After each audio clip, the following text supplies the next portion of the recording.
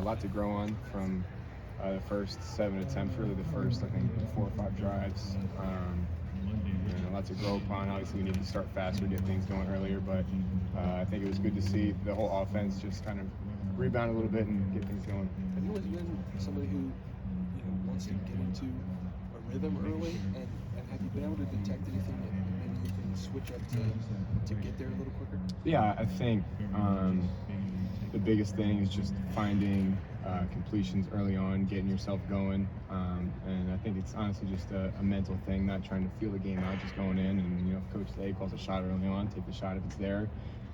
If he calls it intermediate pass, read the defense, space it out, whatever it is, and just get things rolling, because I feel like when we start fast and we put points up on the board early, we're going to be really tough to compete with.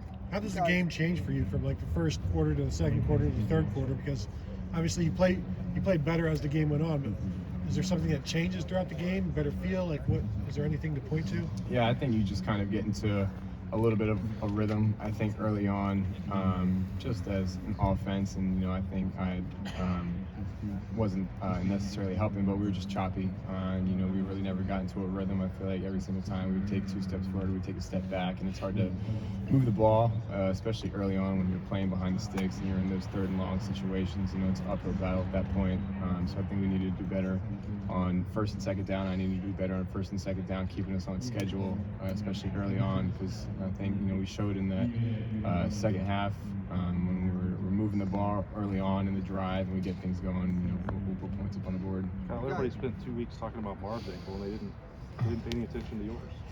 No, I'm good. How would you assess just generally how you developed this year, how you're playing right now? I think just taking a step back and looking at the 5 games, I think I've made good progress from game 1 to game 5. But it's exciting knowing that we're 5-0 and we're in a good spot.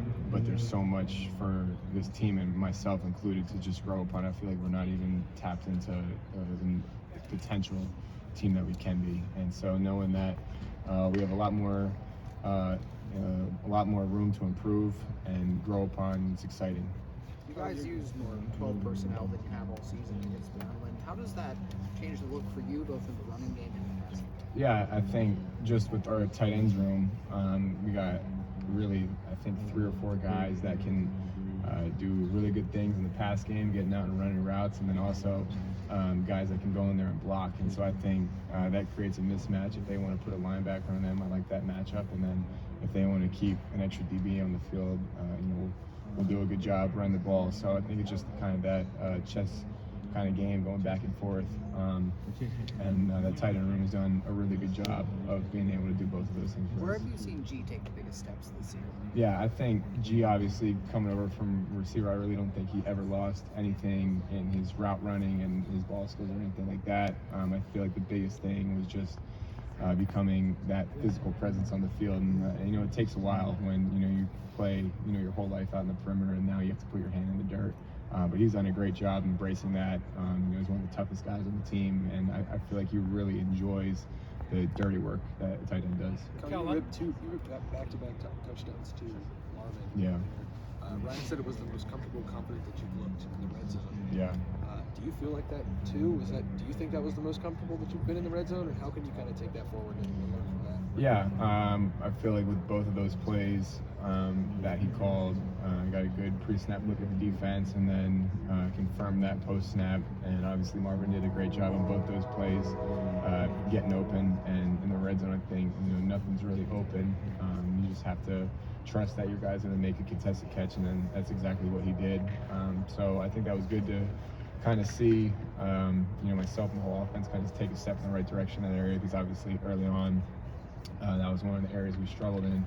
So to take a step in the right direction and continue to grow upon that is, I think, the goal now. Cal, your chemistry with Emeka Egbuka is now world famous, because of the Notre Dame game and even last week. What do you miss when you lose a guy for a game or two like that, and who do you expect to step up big time maybe this week? Yeah, I mean, Mech is obviously a fantastic player. You can put him in the slot or outside, he's going to make plays regardless. But I feel like if there's any position room that could, have a next guy up and really not skip a beat, it would be that receiver room. So regardless of if Mecca's going to play or not. I'm not sure, but just having confidence in the guys in that room. We're extremely deep in that room.